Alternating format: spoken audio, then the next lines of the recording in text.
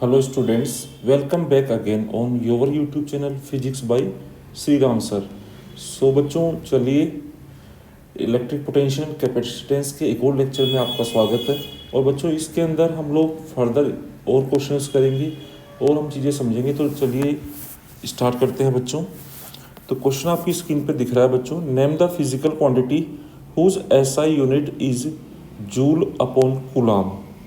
तो देखो बच्चों, हम लोगों ने पढ़ा था कि जो वोल्टेज होता है पोटेंशियल डिफरेंस जो होता है बच्चों, या फिर पोटेंशियल होता है, पोटेंशियल डिफरेंस कैपिटल वी मतलब वोल्टेज जो है वो है चेंज इन पोटेंशियल। इसका फॉर्मूला हमारे पास आया था work done by external agent per unit charge. और बच्चों ये तो हुआ पोटेंशियल डिफरेंस, और हमने सिंपली पोटेंशियल लिखा था। तो इसमें भी हमने लिखा था work done by external agent या work done by electrostatic agent in moving a charge from infinity to particular location upon charge. तो इन दोनों फॉर्मूलाज में आप देख रहे हो बच्चों, ऊपर वर्क है जिसका यूनिट जूल है और नीचे चार्ज का कूलम है। तो बच्चों यहाँ भी आप देख रहे हो जूल पर कूलम। तो हम कह सकते हैं कि जो जूल पर कूलम है या जूल कूलम इनवर्स जो है वो किसका यूनिट है? पोटेंशियल का यूनिट है, और you can say potential difference का यूनिट है। तो पोटेंशियल और पोटेंशियल डिफरेंस का जो एसआई यूनिट है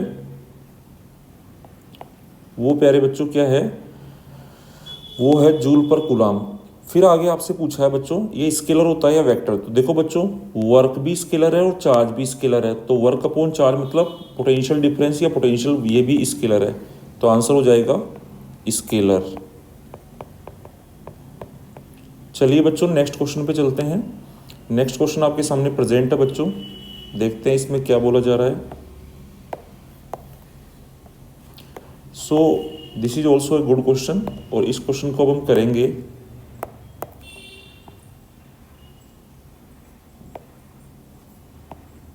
अच्छा क्वेश्चन है बच्चों, चलिए स्टार्ट करते हैं।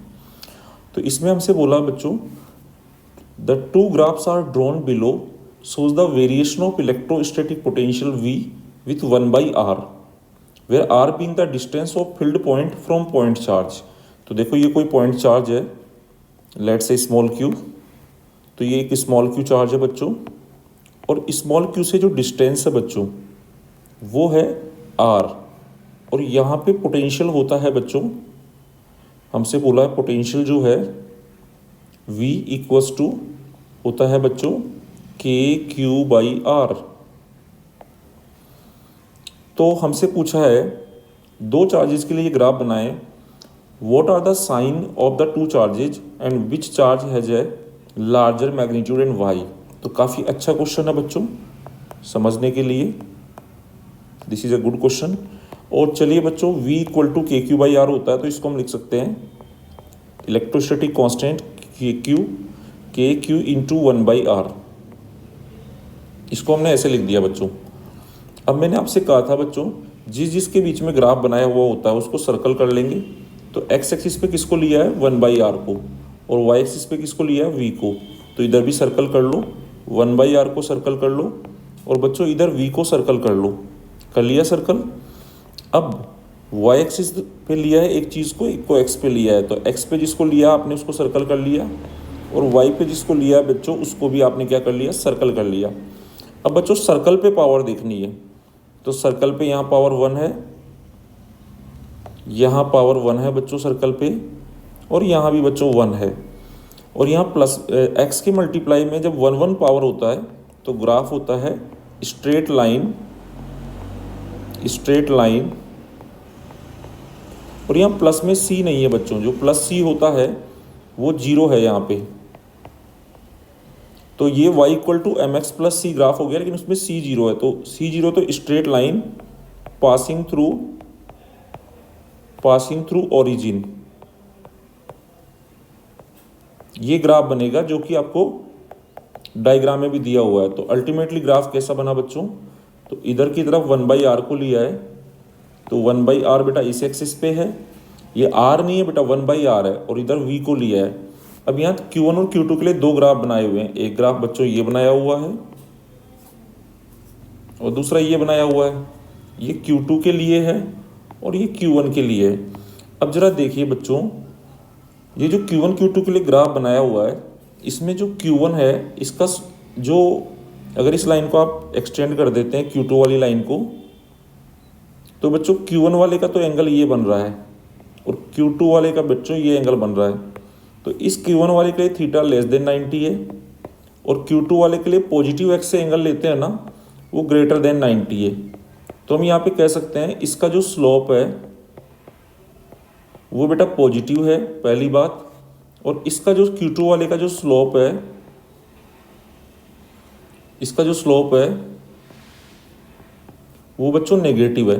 अब यहाँ स्लोप कौन है, तो अगर आप देखें बच्चों, नोटिस करें तो KQ यहाँ स्लोप का काम कर रहा है। तो स्लोप कौन है, KQ। तो यहाँ पे जो KQ है वो पॉजिटिव है बच्चों। अब बच्चों K तो पॉजिटिव होता ही है, बट इसका मतलब ये Q पॉजिटिव। अच्छा, ये Q1 के लिए तो KQ1 इसका स्लोप हो गया बच्चों, KQ1। तो K तो पॉजिटिव होता ही है, इसका मतलब Q1 कैसा हो गया बच्चों, पॉजिटिव। तो ये वाला चार्ज बच्चों पॉजिटिव है।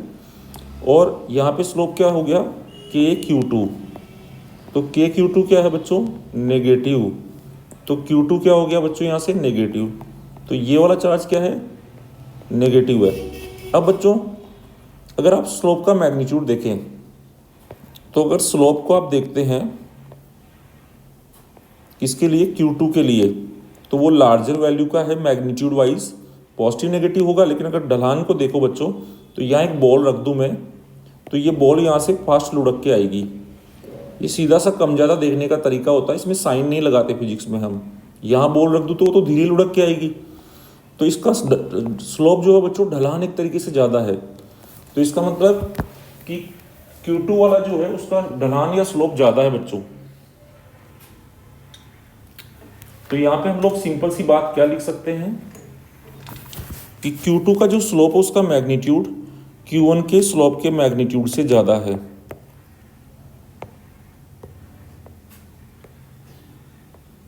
इसका मतलब बच्चों KQ2 का मैग्नीट्यूड बड़ा है KQ1 के मैग्नीट्यूड से।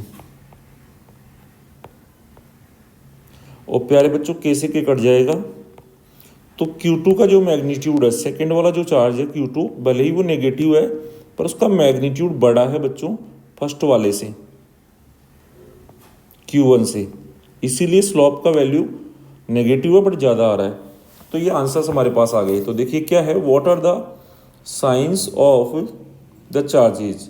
तो हमने साइन बता दिए कि Q1 जो है वो पॉजिटिव है और Q2 जो है वो नेगेटिव है। Which of the two charges has a larger magnitude. तो Q2 का जो मैग्नीट्यूड है वो ज़्यादा है Q1 के मैग्नीट्यूड से। वाई, तो स्लोप मोर, स्लोप की वजह से। रीजन पूरा हमने एक्सप्लेन कर दिया पूरा प्रॉपर तरीके से। चलिए बच्चों नेक्स्ट क्वेश्चन पे चलते हैं। तो नेक्स्ट क्वेश्चन आपकी स्क्रीन पे प्रेजेंट है बच्चों, और इसमें अब देखिए नेक्स्ट क्वेश्चन क्या बोल रहा है बच्चों अपने को, a cube of side b. तो बच्चों क्यूब बना लेते हैं साइड बी का।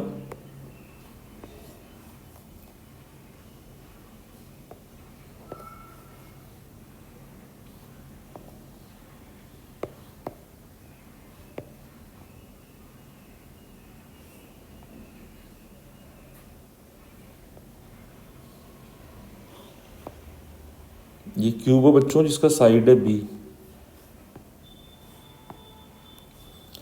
Has a small q charge of its vertices. सारे वर्टिसेस पे स्मॉल क्यू चार्ज है।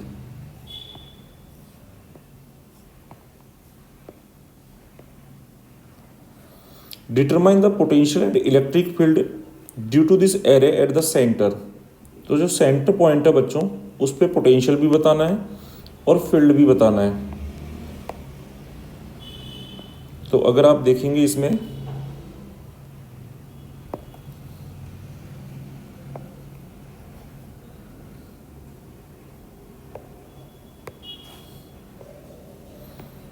तो ये अच्छा क्वेश्चन है। चलिए इसको सोल्व करते हैं बच्चों।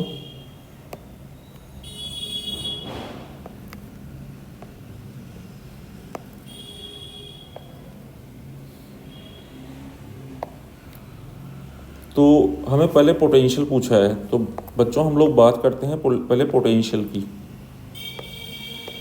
और फिर हम बात करेंगे बच्चों किसकी बात करेंगे, फिर हम सेकेंड स्टेप में हम लोग बात करेंगे किसकी,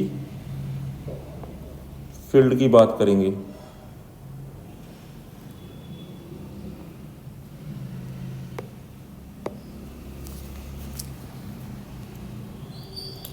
सो पहली चीज़ हमें पूछा है पोटेंशियल। पहली चीज़ बच्चों हमसे क्या पूछा है, पोटेंशियल पूछा है। तो हमें ये पता होना चाहिए कि पोटेंशियल एक स्केलर फिजिकल क्वांटिटी है,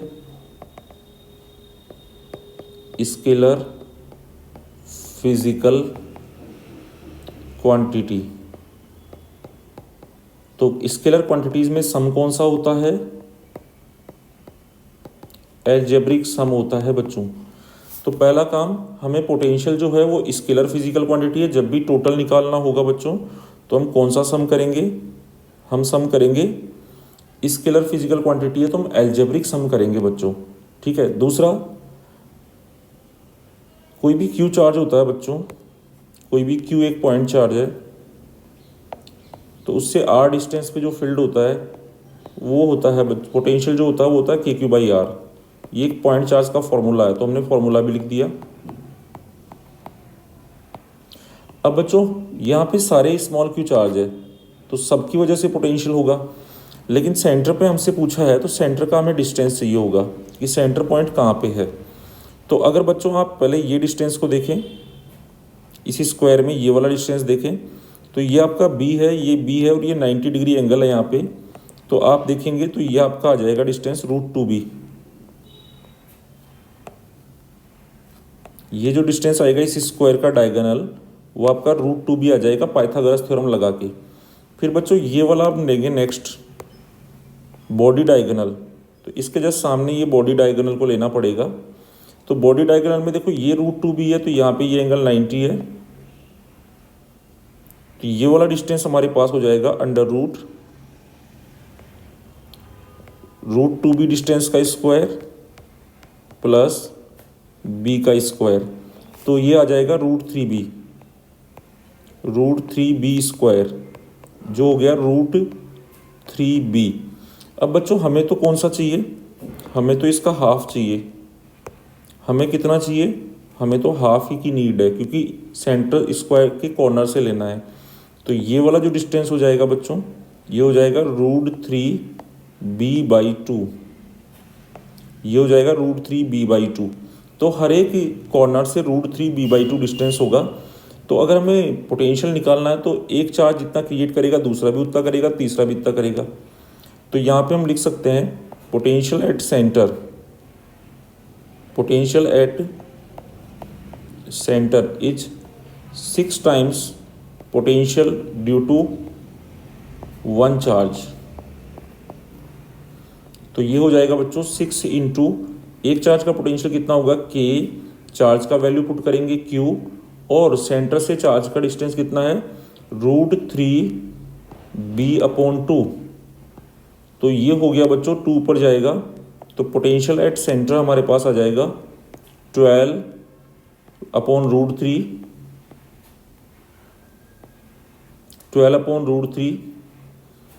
KQ/B, और 12 को बच्चों हम लिख सकते हैं 4 × 3 KQ/B/√3।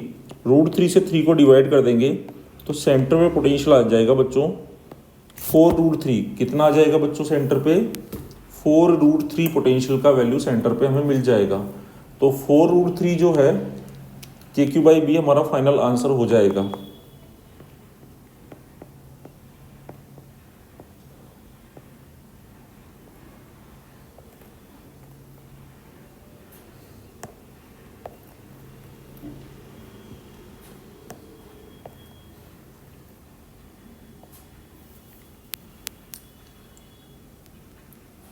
तो बच्चों एक पार्ट हम लोगों ने सोल्व कर लिया है कि हमारा आंसर कितना आ गया 4√3 KQ/B। अब हम मूव करेंगे इसके सेकेंड पार्ट पे।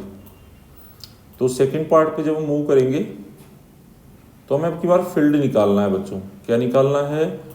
हमें इसके स्क्वायर जो है उसके सेंटर पे हमने पोटेंशियल तो निकाल लिया,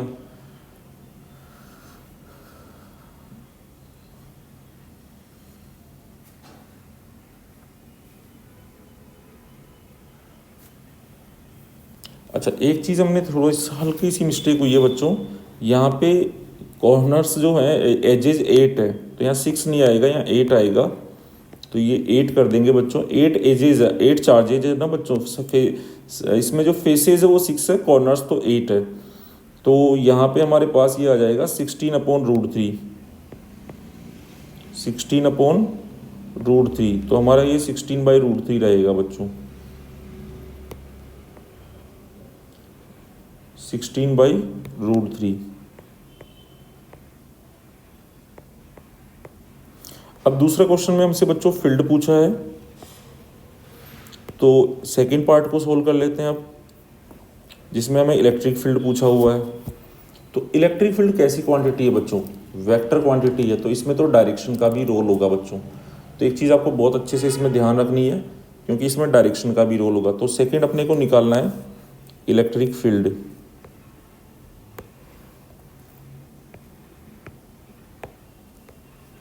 सेकंड हमें इलेक्ट्रिक फील्ड निकालना है।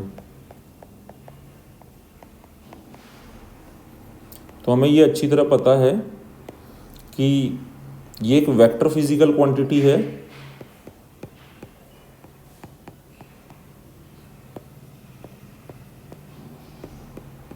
और वेक्टर फिजिकल क्वांटिटी में हमें करना होता है vector sum, not algebraic sum, मतलब विथ डायरेक्शन ही हमें करना पड़ता है।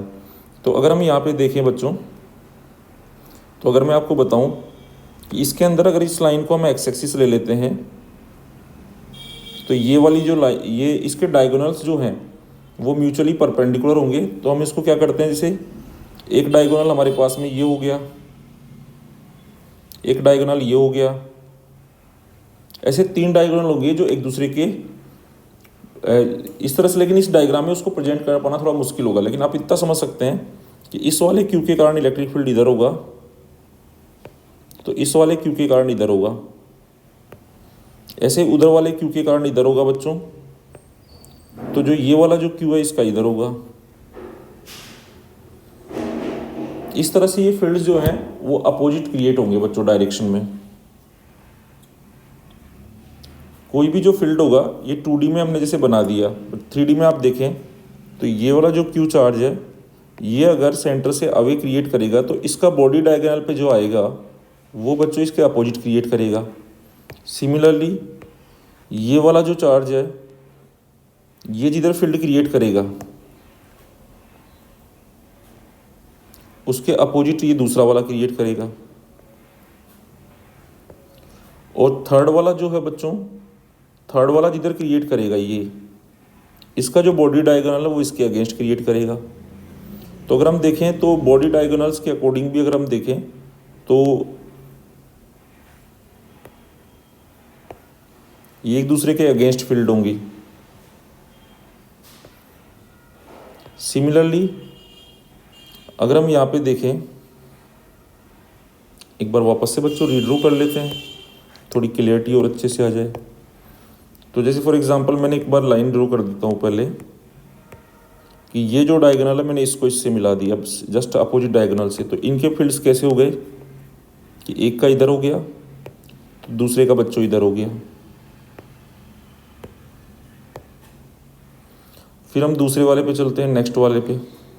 जैसे कि ये वाला है, इसका बॉडी डायगोनल पे सामने ये आ रहा है, तो बच्चों एक का फील्ड इधर हो गया, तो दूसरे का मैग्नीट्यूड में सेम लेकिन इधर हो गया। अब तीसरा जो बॉडी डायगोनल है उसको भी देख लेते हैं।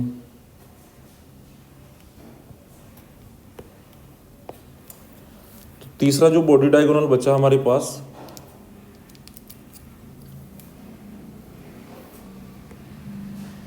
इसको हम मिला देते हैं बच्चों। अब इसका फील्ड भी हम लोग लिख देते हैं कि इसका फील्ड इधर होगा तो इस वाले का बच्चों इधर होगा। तो बच्चों आप देख पा रहे हैं कि हर एक का फील्ड अपोजिट हो रहा है एक दूसरे के।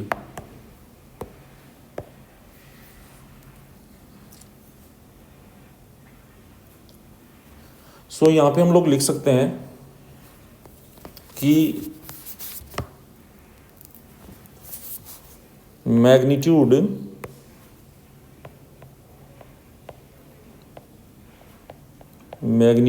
Of electric field at centre will be equal due to all charges. Magnitude of electric field at center will be equal due to all charges, but directions of electric field, direction of electric field will be opposite due to opposite corner charges. Opposite corner charges.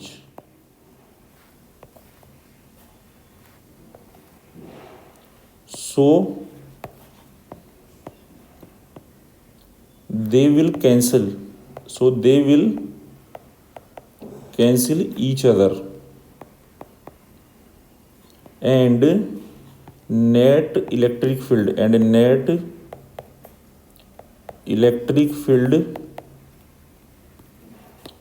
center will be 0. तो ये charges सारे बच्चों बराबर है, सो ये एक दूसरे को कैंसिल आउट कर देंगे बच्चों। तो ये हमारे इस क्वेश्चन का आंसर हो गया कि ये जो बॉडी डायगोनल्स है वो एक दूसरे के फील्ड्स को क्या करेंगे, कैंसिल करेंगे। तो चलिए बच्चों नेक्स्ट क्वेश्चन पे मूव करते हैं। तो नेक्स्ट क्वेश्चन आपकी स्क्रीन पे प्रेजेंट है। Let's take this question. तो इस क्वेश्चन को फटाफट से सोल्व करते हैं बच्चों।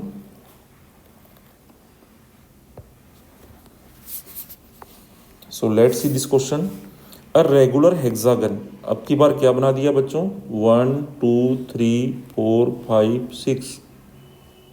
तो हेक्सागन है बच्चों 1 2 3 4 5 6।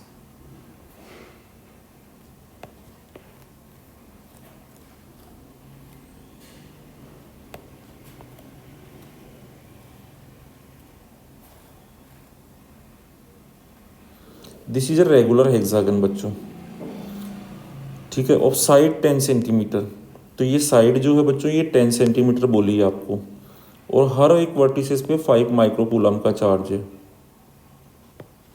सारे वर्टिसेस जितने भी हैं सब पे बच्चों 5 माइक्रोकूलम रखा हुआ है।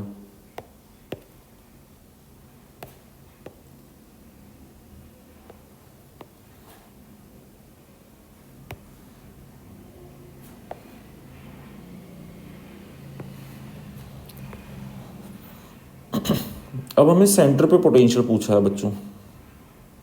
तो अगर आप देखें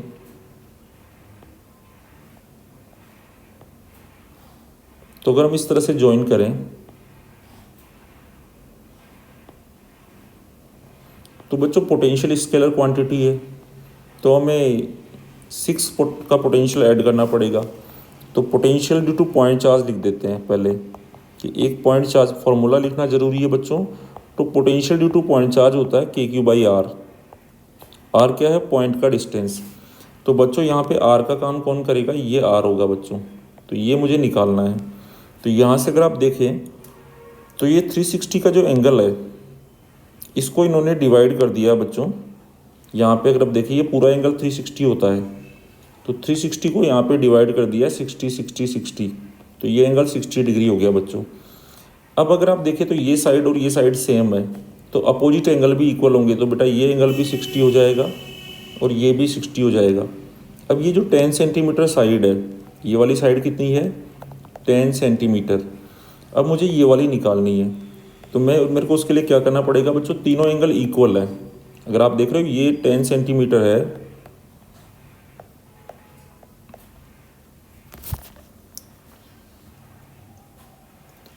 ये साइड अगर बच्चों 10 सेंटीमीटर है, तो अगर आप यहाँ से सिंपली देखें तो हम बच्चों यहाँ से एक परपेंडिकुलर भी ड्रॉप कर सकते हैं। तो यहाँ से अगर मैं परपेंडिकुलर ड्रॉप कर दूँ तो ये आ जाएगा 10 cos 60, मतलब ये वाली साइड 5 आ जाएगी और ये आ जाएगी 10 sin 60। अब ये जब हमारे पास में आ जाएगी ये वाली साइड, देखो यहाँ से परपेंडिकुलर डाला तो ये आई 10 sin 60। ये देखो ये यहाँ पे थीटा है तो ये बेस आ गया 10 cos 60। ये साइड हमारे पास 10 है, सॉरी ये साइड हमें बच्चों 10 सेंटीमीटर दी हुई है, ठीक है। और हमें ये लेंथ निकालनी है। तो अगर यहाँ से परपेंडिकुलर बिल्कुल बीच में आएगा तो ये डिस्टेंस 5 हो जाएगी। तो ये ए मान लेते हैं या इसको आप आर मान लो। तो ये आर है तो ये वाली डिस्टेंस हो जाएगी आर cos 60 और वो कितनी हो जाएगी 5 सेंटीमीटर। तो यहाँ से आर क्या आ जाएगा, यहाँ से आर क्या आ जाएगा बच्चों 5/cos 60 दैट इज 10। तो बच्चों ये 10 ही आ जाएगी। वैसे भी आप देखें बच्चों, you are able to notice that कि यहाँ पे जो एंगल आपके पास में बन रहे हैं तीनों एंगल बच्चों 60 डिग्री बन रहे हैं। तो ये जस्ट कौन सा ट्राइंगल हो गया, ये बच्चों हो गया इक्विलेटरल ट्राइंगल। तो ये अगर 10 है तो फिर इस इक्विलेटरल ट्राइंगल में सारी साइड ही 10 होगी। तो ये वाली भी 10 सेंटीमीटर हो जाएगी। तो फिर सबसे ही डिस्टेंस 10 हो गई, मतलब आर का वैल्यू 10 हो गया। तो ये तो एक पॉइंट चार्ज की वजह से है, लेकिन यहाँ पे पोटेंशियल तो स्केलर क्वांटिटी है। तो V एट सेंटर अगर मेरे को निकालना है तो 6 time V due to 1 charge, एक की वजह से V निकाल के 6 टाइम्स कर देना है। तो ये हो गया 6 KQ बाई R। तो ये हो गया 6 K का वैल्यू 9 इंटू 10⁻⁹, Q का वैल्यू 5 माइक्रो होता है 10⁻⁻⁶ अपॉन KQ 10 सेंटीमीटर। तो ये हो गया 10 इंटू 10⁻⁻²। तो अब बच्चों इसमें क्या होगा, ये -2 से हम इसको कैंसिल कर देते हैं। तो बच्चों ये हो गया 10⁻⁻4 रह गया बच्चों। और अगर आप यहाँ पे देखें तो ये 5 जो है इस 5 से भी हम कैंसिल कर सकते हैं इस 10 को। तो 5 2 जा 10 हो गया और 2 से हम इस 6 को कैंसिल कर सकते हैं। तो ये 3 आ गया बच्चों यहाँ पे। तो ओवरऑल हमारे पास अभी तक कितना आ गया 9 3 जा 27 इंटू 10⁻⁻4। और बच्चों ये +9 भी है तो 9 में 4 ऐड करेंगे तो 10⁻5 आ गया। अब इसको 10 से मल्टीप्लाई और 10 से डिवाइड करते हैं तो ये हो जाएगा 2.7 इंटू 10⁻6 वोल्ट। ये हमारे पास पोटेंशियल आ जाएगा बच्चों सेंटर के ऊपर।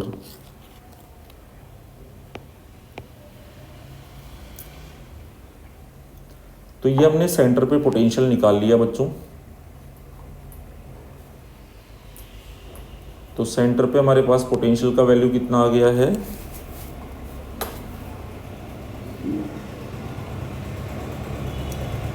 2.7 इंटू 10⁻6 वोल्ट आ गया है बच्चों। So we have done this question also.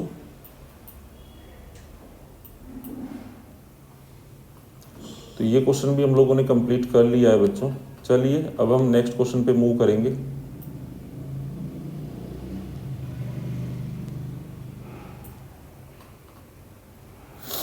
Next question देखते हैं बच्चों क्या है।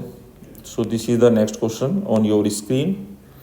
बच्चों आप खुद भी ट्राई करें पहले और फिर सॉल्यूशन को देखें तो ज़्यादा अच्छा होगा, आपकी प्रैक्टिस अच्छे से होगी। साथ साथ में आपकी प्रैक्टिस भी चलती जाएगी, आपको अलग से प्रैक्टिस की नीड नहीं रहेगी। तो पहले स्क्रीन पे क्वेश्चन को देख लीजिए बेटा और फिर आप एक बार ट्राई कीजिए और फिर नहीं होता है तो फिर आप सॉल्यूशन देखिए। तो आपके लिए ग्रोथ बहुत अच्छे तरीके से होगी इसके अंदर। लेकिन तरीका यही अपनाइए कि पहले आप एक बार क्या करिए, खुद ट्राई कीजिए। तो क्वेश्चन आपके सामने है बच्चों, 2 टाइनी स्फीयर्स कैरिंग चार्ज। तो 2 छोटे से स्फीयर बना देते हैं हम लोग। This is sphere 1, this is sphere 2। और इनके ऊपर जो चार्ज है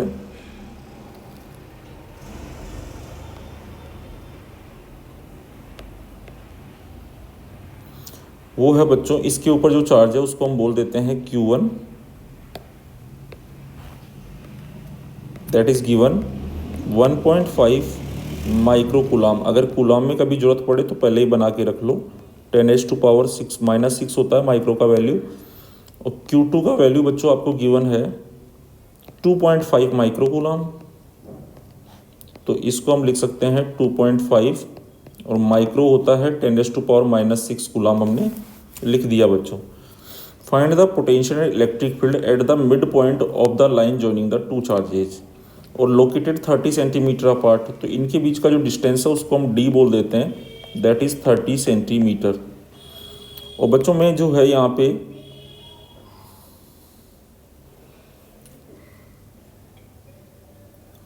इन्होंने हमसे सेकंड पार्ट में पूछा at a 10 centimetre distance from the mid point in a plane normal to the line passing through the charge. तो ये इक्वेटोरियल प्लेन की बात कर रहे हैं। तो सेंटर के परपेंडिकुलर, सेंटर से पास होते हुए हमें एक परपेंडिकुलर लाइन भी ये ड्रॉ कर दी हमने।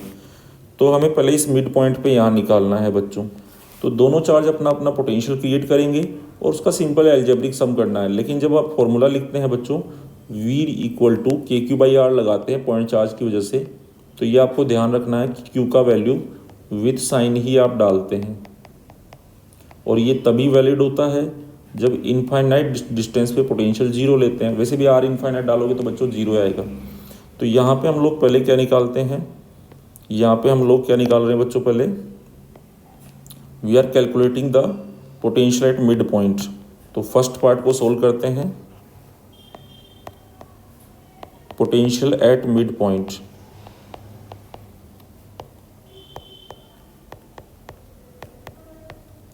तो बच्चों यहाँ से अगर ये डिस्टेंस 10 सेंटीमीटर है तो इससे हो जाएगी 30 है तो इस वाले से भी 15 हो जाएगी और इस वाले से भी 15 सेंटीमीटर हो जाएगी। तो मिड पॉइंट पे सबसे पहले निकालना है अपने को। तो पोटेंशियल एट मिड पॉइंट जो आएगा V इक्वल टू वो होगा V1 प्लस V2। V1 होगा, इस डिस्टेंस को हम x बोल देते हैं तो ये वाली भी x हो जाएगी, 2x इक्वल टू D हो गया। तो ये हो जाएगा बच्चों KQ1/x plus KQ2/x। Q1 Q2 with sign डालना है। लकीली यहाँ दोनों पॉजिटिव है तो कोई टेंशन वाली बात नहीं है। तो यहाँ वैल्यू डाल देते हैं बच्चों हम। K का वैल्यू 9 इंटू 10⁹ Q1 का वैल्यू 1.5 माइक्रो इज 10⁻⁻⁶। सारी चीज़ बच्चों ऐसा यूनिट में डालो। और x क्या है 15 सेंटीमीटर, तो 15 इंटू 10⁻⁻2 मीटर। KQ/R वाला फॉर्मूला लगा दिया। अब जो दूसरा वाला चार्ज है उसमें भी हम ऐसे ही करेंगे, बट उसमें एक इतना सा फ़र्क हो जाएगा कि चार्ज 1.5 की जगह बच्चों 2.5 है, ये है 2.5। तो हमारे पास जो कॉमन आ रहा है वो क्या है 9 इंटू 10⁹ कॉमन आ रहा है, 10⁻⁻6 कॉमन आ रहा है और डिनोमिनेटर में जो आ रहा है वो 15 सेंटी 10⁻⁻2 भी कॉमन आ रहा है। तो अंदर बचेगा बच्चों 1.5 प्लस 2.5, दैट विल बिकम 4। वो 4 हो जाएगा, ठीक है। अब यहाँ पे क्या होगा, तो ये हो गया बच्चों 9 4 जा 36 अपॉन 15, तो ये हो गया। अब पावर्स को ही सोल्व करना रह गया। तो 9 जो है ये उधर जाएगा 11, 2 ऊपर जाएगा तो 9 प्लस 2 11 हो जाएगा, 11 में से 6 जाएगा बच्चों तो 10⁵ हो जाएगा। अब हमें 36 में बस इसका डिवाइड करना है तो ये आ जाएगा 2.4 आ जाएगा बच्चों, आप डिवाइड कर सकते हैं 10⁵ वोल्ट। ये हमारा आंसर हो जाएगा इस वाले पार्ट का। सिंपल एल्जेब्रिक सम किया हमने, ठीक है, पोटेंशियल फाइंड आउट करने के लिए, because potential is a scalar physical quantity. अब चलिए बच्चों नेक्स्ट इसका जो नेक्स्ट पार्ट है बी वाला वो भी सोल्व कर लेते हैं। तो चलो बच्चों बी पार्ट सोल्व करते हैं। तो बी है, एक पॉइंट लेना आपको 10 सेंटीमीटर डिस्टेंस पे यहाँ से, जो कि नॉर्मल प्लेन है, line passing through mid point, मतलब ये इक्वेटोरियल प्लेन हो गया बच्चों, ये आप याद रखो जनरली। लेकिन ये इक्वेटोरियल हम तब बोलते जब ये दोनों चार्ज इक्वल अपोजिट होते, मतलब डाइपोल फॉर्मेशन हो रहा होता। दो अपोजिट पोल होने चाहिए। तो 10 सेंटीमीटर डिस्टेंस पे एक पॉइंट ले लिया हमने। अब की बार ये पॉइंट 10 सेंटीमीटर पर है, यहाँ भी अपने को निकालना है। तो इस स्फीयर से भी डिस्टेंस लेंगे और इससे भी बच्चों डिस्टेंस लेंगे। तो डिस्टेंस हमारे पास कितनी आएगी, तो हम पाइथागोरस थ्योरम लगा करके डिस्टेंस को सॉल्व कर सकते हैं। तो ये हमारे पास आ जाएगा square root of 15 square plus 10 square. तो ये रूट हमारे पास में आ जाएगा बच्चों 225 होता है 15 का, और 10 का 100, 325। अब रूट 325 निकालना है अपने को। सो अगर हम देखें बच्चों, रूट 325 का वैल्यू निकालना है तो ये क्या आएगा, थोड़ा सा तो दिमाग लगाना ही पड़ेगा। तो हम 18 इंटू 18 करते हैं तो 324 आता है। सो दिस इज़ अप्रोक्सीमेटली हमारे पास में ये आ जाएगा बच्चों, अप्रोक्सीमेटली 18 आ जाएगा सेंटीमीटर में, मतलब 0.18 मीटर में आ जाएगा बच्चों। तो सबसे पहले हमने ये डिस्टेंस निकाल ली। अब ये हमारे लिए आर का काम करेगी, तो ये KQ/R लगाएंगे हम।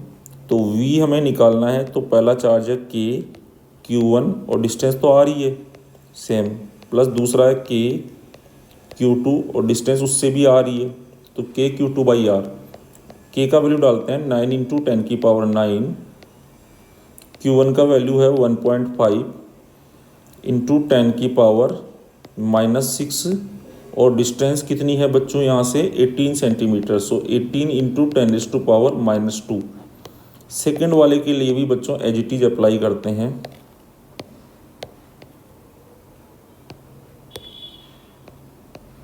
तो यहाँ पे आ जाएगा 2.5, ये 2.5 हो जाएगा, और ये हो जाएगा वही फिर से अलोंग 18। हमसे पूछा क्या है बच्चों सेकंड पार्ट के अंदर, अच्छा find potential and electric field. तो फर्स्ट पार्ट में इलेक्ट्रिक फील्ड भी पूछा था बच्चों अपने को। फर्स्ट पार्ट में देखो, रीड द क्वेश्चन केयरफुली का ये फर्क पड़ता है। फर्स्ट पार्ट में अपने को इलेक्ट्रिक फील्ड भी पूछा था, तो फर्स्ट पार्ट में इलेक्ट्रिक फील्ड भी निकालना था आपको। तो बच्चों ये वाला चार्ज बड़ा है तो इसके कारण फील्ड इधर होगा, ये होगा E2। Q2 के कारण जो फील्ड है उसको हम E2 बोल देते हैं, और Q1 के कारण जो है उसको E1 बोल देते हैं। तो हमें भी पता है कि नेट फील्ड इधर ही आने वाला है, ई नेट इधर ही आने वाला है मिड पॉइंट के ऊपर। तो मैं एक काम करता हूँ, जब डायरेक्शन इन्वॉल्व हो जाती है तो मैं I-I का यूज़ करता हूँ। एक्स एक्सिस मान लेते हैं, इससे काम आसान होता है बच्चों। और ऐसे ही इस वाले एक्सिस का नाम भी रख देते हैं वाई एक्सिस जे कैप,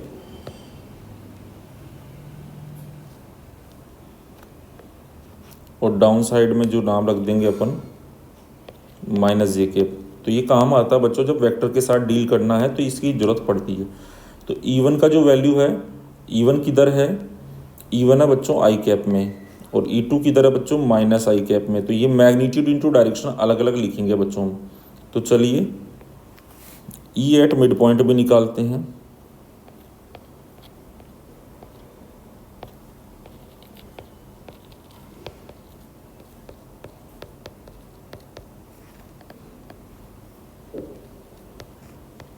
तो एक है E1, वो I में है बच्चों,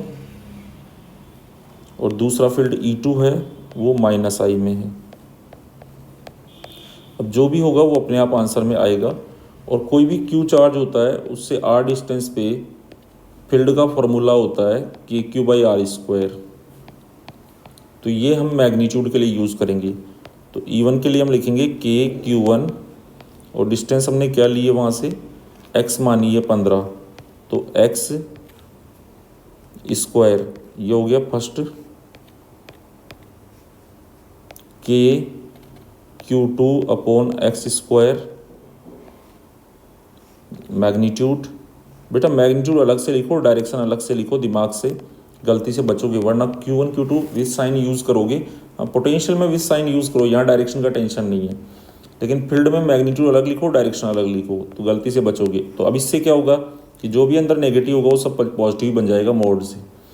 तो ये हो जाएगा बच्चों 9 इंटू 10⁹ Q1 का वैल्यू था 1.5 इंटू 10⁻⁻⁶, और ये 15 सेंटीमीटर था, तो 15 इंटू 15 और 10⁻⁻² हो जाएगा -4, डायरेक्शन आएगी I cap, plus 9 into 10⁻⁹ into 2.5 into 10⁻⁻⁶ divided by, उससे भी 15 का डिस्टेंस था, तो 15 इंटू 15 इंटू 10⁻⁻⁴, और ये किधर आएगा माइनस आई कैप में। अब बड़ा तो यही है बच्चों, तो कॉमन क्या आ रहा है 9 इंटू 10⁻⁹ कॉमन आ रहा है, और बच्चों क्या कॉमन आ रहा है 10⁻⁻�6 कॉमन आ रहा है, और क्या कॉमन आ रहा है बच्चों 15 इंटू 15 इंटू 10⁻⁻⁴ भी कॉमन आ रहा है।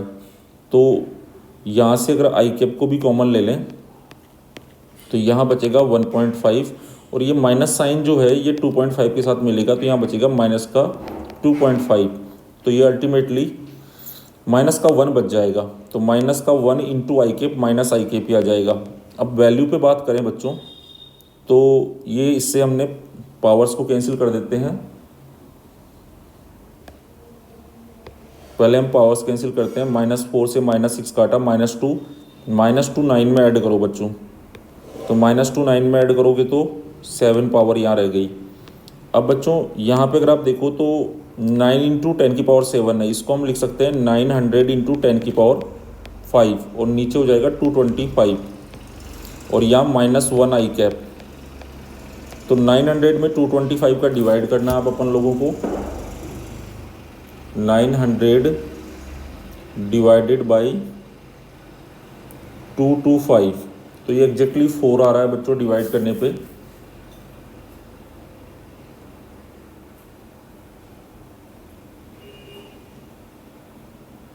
तो ये आ गया 4 इंटू 10⁵, और फील्ड का यूनिट न्यूटन अपॉन कूलाम होता है या फिर वोल्ट मीटर, जो आगे बताएंगे। तो अभी न्यूटन एंड कूलाम लिख दो, और माइनस आई कैप। माइनस आई कैप मतलब, इसका मतलब है बच्चों माइनस आई कैप का मतलब क्या है,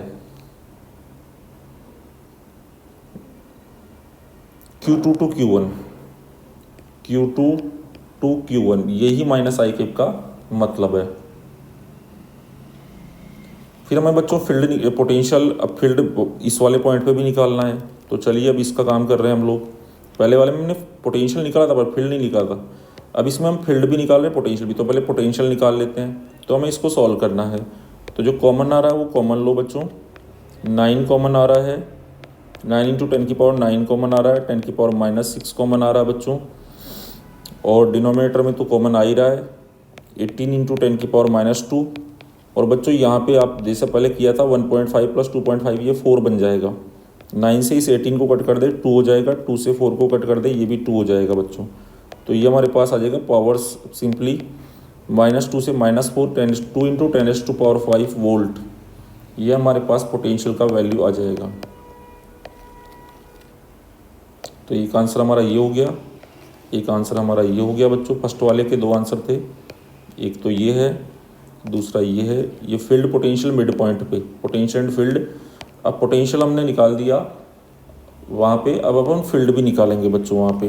तो क्वेश्चन थोड़ा बड़ा हो रहा है बट कोई बात नहीं, हमें बहुत सारी चीज़ें इसमें कैलकुलेट करनी पड़ रही है और हमारा इसमें मेहनत तो लगेगी ही, लेकिन हमारे को मेथड या जो प्रोसीजर है बच्चों उसको बिल्कुल स्ट्रॉन्ग बनाना है। तो चलिए अब हम इस वाले पार्ट में हम शुरू कर रहे हैं फील्ड भी निकालना। तो फील्ड अपने को निकालना है अब यहाँ पे, इसका जो बी पार्ट है इसमें। तो देखो ये Q1 के कारण फील्ड किधर होगा, तो पॉजिटिव चार्ज के कारण अवे फ्रॉम द चार्ज होता है, बट इसका जो फील्ड है वो थोड़ा सा वीक होगा। स्ट्रॉन्ग तो इस वाले का होगा बच्चों, क्योंकि वो बड़ा है ना 2.5, डिस्टेंस सेम है बट वो बड़ा है। तो हम यहाँ पे एक लाइन ड्रॉ कर लेते हैं ये एक्स के अलोंग, ठीक है बच्चों। यहाँ पे इसको मैं थोड़ा साइड में ले लेता हूँ,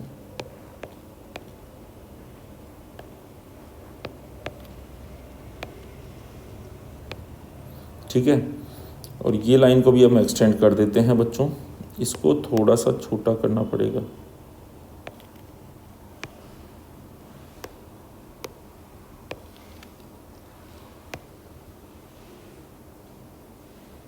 ये डिस्टेंसेस को बेटा थोड़ा स्मॉल बनाना पड़ेगा।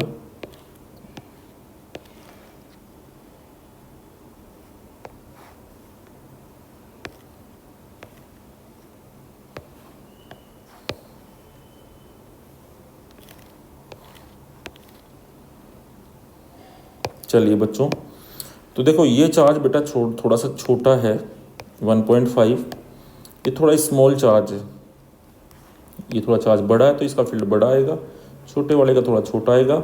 अच्छा किधर आएगा, चार्ज से अवे या चार्ज की तरफ, तो चार्ज का नेचर देखेंगे, पॉजिटिव है तो अवे आएगा। तो इसको बच्चों बोल देते हैं E1, this is E1, this is E2। अब बच्चों यहाँ पे क्या होगा कि हम लोगों को अगर ये फील्ड निकालना है, नेट इलेक्ट्रिक फील्ड निकालना है, तो यहाँ थोड़ी मेहनत ज़्यादा होगी, बिकॉज अगर E1 E2 सेम होते तो एक्स कंपोनेंट जो होते हैं उनके वो कट जाते और वाई वाले एड अप हो जाते डायरेक्टली। बट बच्चों E1 और E2 जो है उनका मैग्नीट्यूड सेम नहीं है, तो डायरेक्टली कटिंग तो होगी नहीं यहाँ पे, तो काम करना पड़ेगा। तो लेट से बच्चों ये एंगल थीटा है, तो आप समझ पाएंगे ये एंगल भी थीटा होगा, ऑल्टरनेट एंगल इसके सामने ये भी थीटा होगा, तो ये थीटा होगा बच्चों। सिमिलरली ये भी बच्चों थीटा हो जाएगा, क्योंकि ये थीटा है तो ये भी थीटा हो जाएगा। तो अल्टीमेटली हमने ये वाला थीटा हमने समझ में आ गया, यहाँ से हमने स्टार्ट किया। तो अब इसकी के जो कंपोनेंट करेंगे हम लोग, तो जब हम कंपोनेंट करते हैं तो चलो इसकी कंपोनेंट करेंगे और इसके भी कंपोनेंट करेंगे, तो फिर कंपोनेंट को ही कंसीडर करेंगे। तो परपेंडिकुलर डालते हैं एक्स और वाई एक्सिस के ऊपर।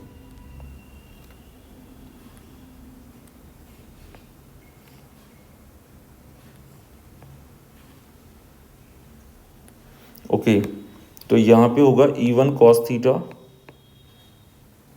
आई कैप में, और ये हो जाएगा E2 cos theta but minus I cap में।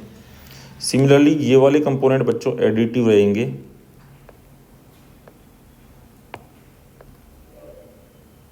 तो ये साइन थीटा कंपोनेंट है,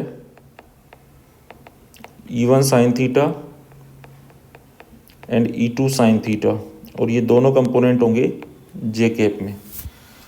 तो अब बच्चों हमें क्या करना है, नेट फील्ड निकालना है। तो पहले हम एक्स में निकाल लेते हैं, फिर वाई में। तो अलोंग द लाइन, तो पहले हमें ई नेट निकालना है बच्चों, ई नेट, और वो किधर निकालना है, along the line, along the line. अच्छा ये जो E1 E2 है, तो चलो अलोंग द लाइन बात करें, तो आप समझ पा रहे हैं बच्चों कि ये वाला कंपोनेंट तो बड़ा है और ये वाला छोटा है, तो आप समझ पा रहे हैं नेट किधर आएगा, नेट इधर ही आएगा। तो E2 कॉस थीटा में से E1 कॉस थीटा माइनस कर दो मैग्नीट्यूड वाइज, और डायरेक्शन माइनस आई के पी आएगी बच्चों ये वाली। तो E2 कॉस थीटा जो है उसमें से माइनस कर दो E1 कॉस थीटा, और डायरेक्शन माइनस आई के पी आएगी। चलिए पुट करते हैं बच्चों E2 कॉस थीटा। तो E2 कितना होगा, के Q2 का magnitude upon r square minus cos theta. अब यहाँ से अगर आप कॉस थीटा को देखें तो कॉस थीटा क्या होगा, तो अगर ये थीटा है बच्चों तो कॉस थीटा होता है बेस अपॉन हाइपोटेनस। तो बेस ये 15 हो गया और ये 18 हो गया, तो सेंटीमीटर तो पड़ जाएगा, ये 15/18 आ गया। तो यहाँ पे कॉस थीटा आ गया 15/18 इंटू ये माइनस में के Q1/r स्क्वायर, और ये भी बच्चों कॉस थीटा तो 15/18 माइनस आई कैप। अब वैल्यू सब्स्टिट्यूट करते हैं बच्चों, के का वैल्यू 9 × 10⁻9, Q2 लार्जर वाला चार्ज है 2.5 × 10⁻6 अपॉन आर स्क्वायर, आर है 18 सेंटीमीटर, सो 18 × 18 इंटू सेंटी होता है 10⁻², तो ये हो जाएगा 10⁻4 इंटू 15/18 माइनस के is again 9 × 10⁻9, Q1 is 1.5 into 10⁻1.5 × 10⁻6 upon, फिर से वही डिस्टेंस तो सेम है दोनों से, 18 × 18 इंटू 10⁻4 इंटू 15/18, ये हो गया बच्चों, और ये हो गया माइनस आई कैप। अब नाउ स्टूडेंट्स कॉमन लेना है तो कॉमन ले लेते हैं, चलो 9 इंटू 10⁻⁹ कॉमन आ रहा है, 10⁻⁻6 कॉमन आ रहा है, डिनोमिनेटर भी कॉमन आ रहा है पूरा। 18 इंटू 10⁻⁻4 कॉमन आ रहा है, 15/18 भी कॉमन आ रहा है, और यहाँ बच रहा है 2.5 माइनस 1.5 माइनस आई कैप। अब इसको सोल्व करते हैं बच्चों, तो आप समझ पा रहे हैं -4 के -2 से इसको काट दिया, 7 पावर रह गई यहाँ पे बच्चों। ये हमारे पास पावर कितनी रह गई, 7 रह गई बच्चों। अब 10⁻7 है तो ऊपर न्यूमरेटर में मेरे पास है 9 इंटू 15 इंटू 10⁻7 जो है, और नीचे मेरे पास हो गया 18 इंटू 18 इंटू 18। और बच्चों 5 में 7 जो पावर है ना अपने पास, उसमें से 2 पावर इसको दे देते हैं, तो 100 यहाँ दे देते हैं इंटू, ताकि हमारा साइंटिफिक नोटेशन में आ जाए, और 5 पावर यहाँ रख लेते हैं, और यहाँ 1 बचेगा, तो 1 के बाद माइनस आई कैप, तो ये माइनस आई कैप। ठीक है, अब इसमें क्या होगा कि अब सोल्व कर लेते हैं थोड़ा। तो 3 से कैंसिल हो रहा है बच्चों, 3 × 9, और ये 6 टाइम्स, 3 × 6 = 18, फिर 3 से इसको भी कैंसिल कर दो, ये 2 आ गया बच्चों, फिर 3 से ये भी कैंसिल हो रहा है, 3 × 6 = 18, और ये 5 टाइम्स, तो ये हो रहा है 6 टाइम्स, और ये हो रहा है 5 टाइम्स। तो न्यूमरेटर में क्या बन रहा है हमारे पास, न्यूमरेटर में हमारे पास बन रहा है 5 इंटू 100 500, और डिनोमीटर में बन रहा है हमारे पास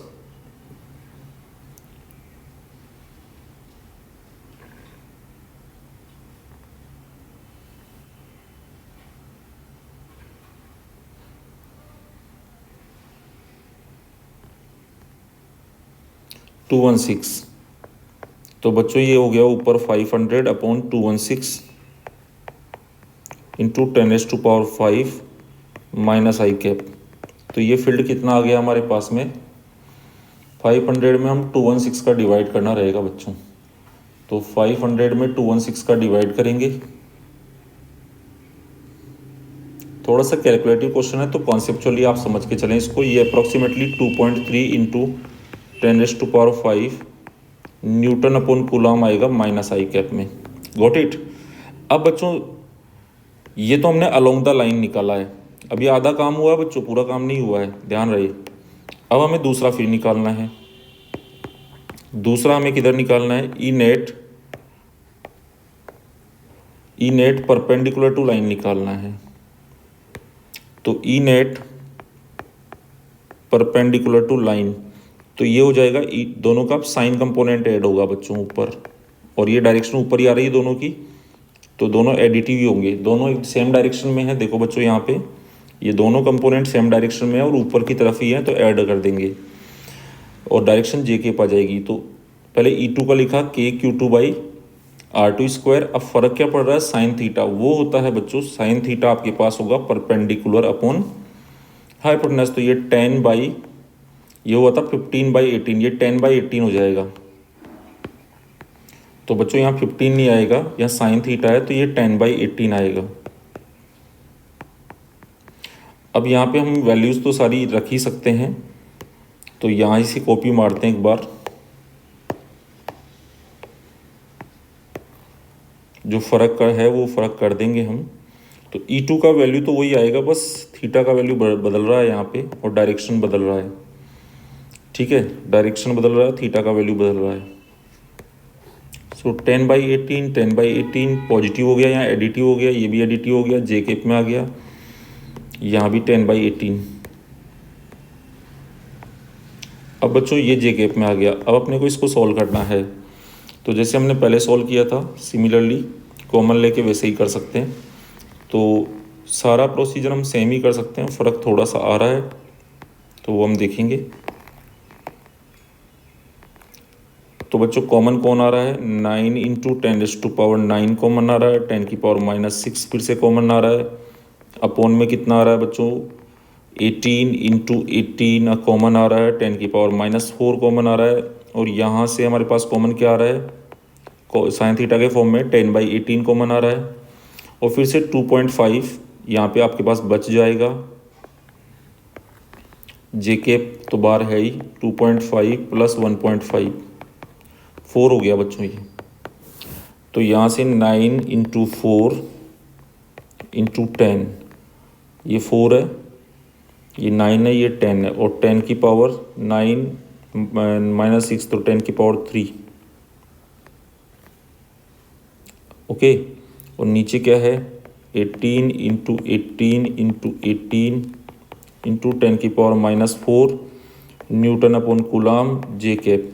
चलो बच्चों आगे शुरू करते हैं। ये बचा 10 की पावर माइनस 1, ऊपर जाएगा तो बच्चों 10 की पावर प्लस 1 हो जाएगा, 9 इंटू 4 इंटू प्लस 1 हो जाएगा, मतलब 10 इंटू 10 100 हो जाएगा।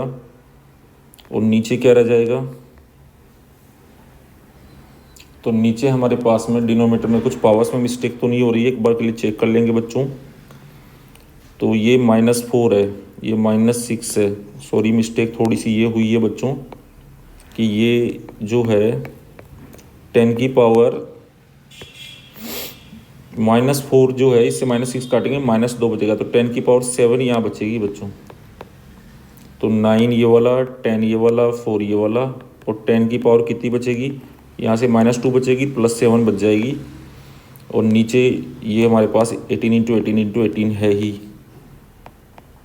तो 36 इंटू 10 इंटू 10 की power 7 upon 18 into 18 into 18 newton upon coulomb J cap.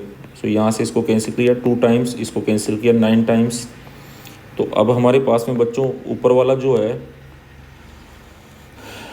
10 बच रहा है बच्चों। अब जो 10 बच रहा है तो हम इसमें क्या करते हैं कि हमारे पास न्यूमरेटर में ओनली 10 है,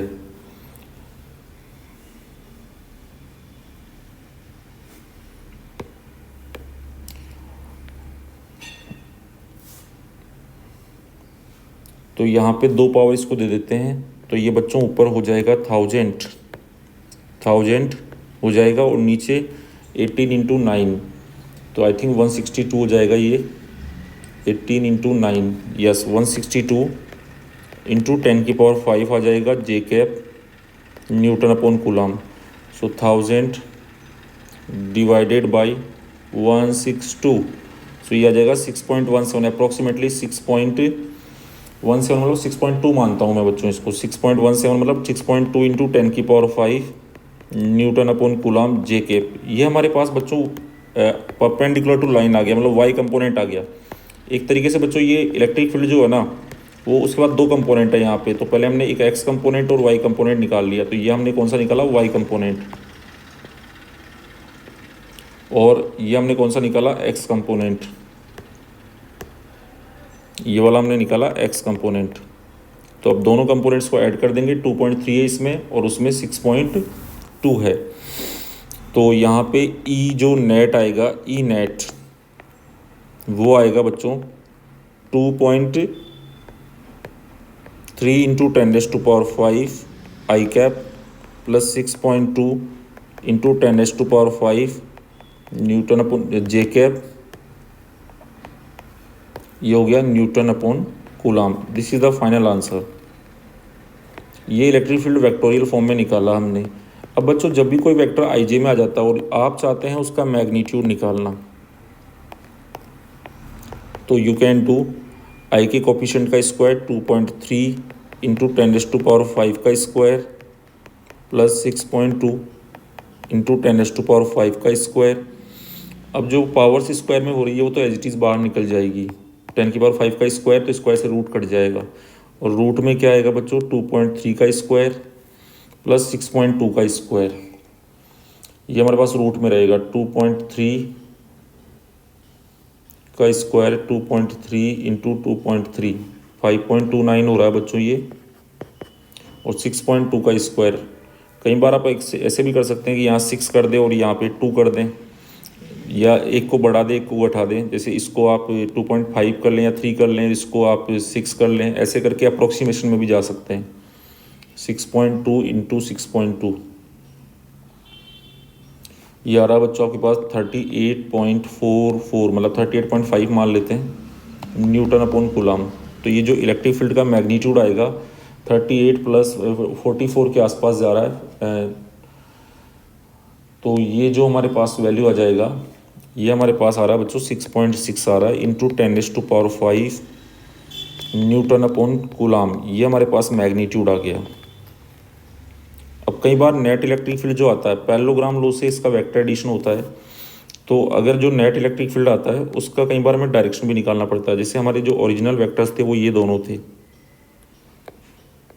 जिनके हमने कंपोनेंट करके क्वेश्चन सॉल्व किया। तो कई बार हमें पैरेललोग्राम लॉ भी यूज़ करना पड़ सकता है, तो हम ऐसे पैरेललोग्राम बनाते हैं। तो डेफिनेटली जो नेट आएगा वो बड़े वाले की तरफ ही झुका हुआ आएगा, तो ये हमारा ई नेट होता है।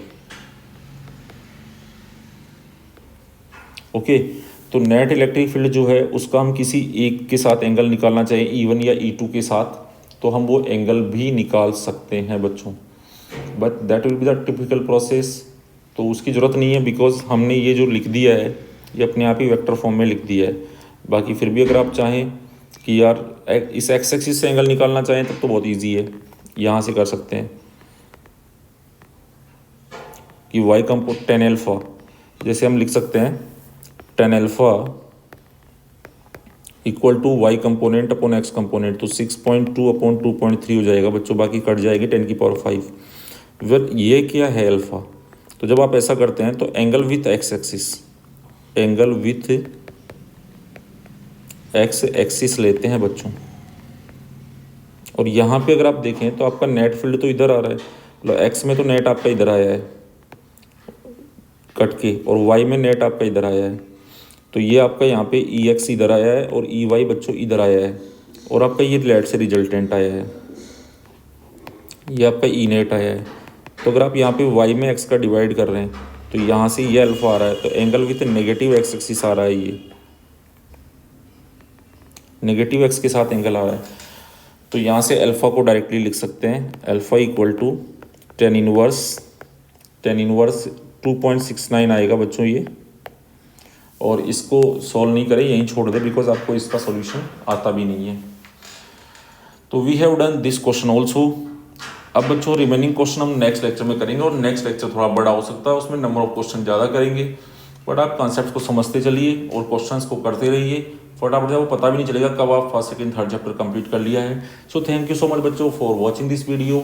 और बच्चों प्लीज़ लाइक शेयर सब्सक्राइब करो, अपने दोस्तों के साथ शेयर करो बच्चों को बहुत नीड है, एग्जाम है तो बच्चों के लिए बहुत बेनिफिशियल चीज़ें होती है। अगर पढ़ने वाले बच्चों के लिए काफ़ी अच्छा होता है, वैसे तो पढ़ने वाले ही हैं बट एक दिल से पढ़ते हैं बच्चे, मेहनत करते हैं कुछ अच्छे लाने के लिए, बहुत अच्छा करने के लिए। So thank you so much again for watching this video, और प्लीज़ लाइक शेयर सब्सक्राइब करो।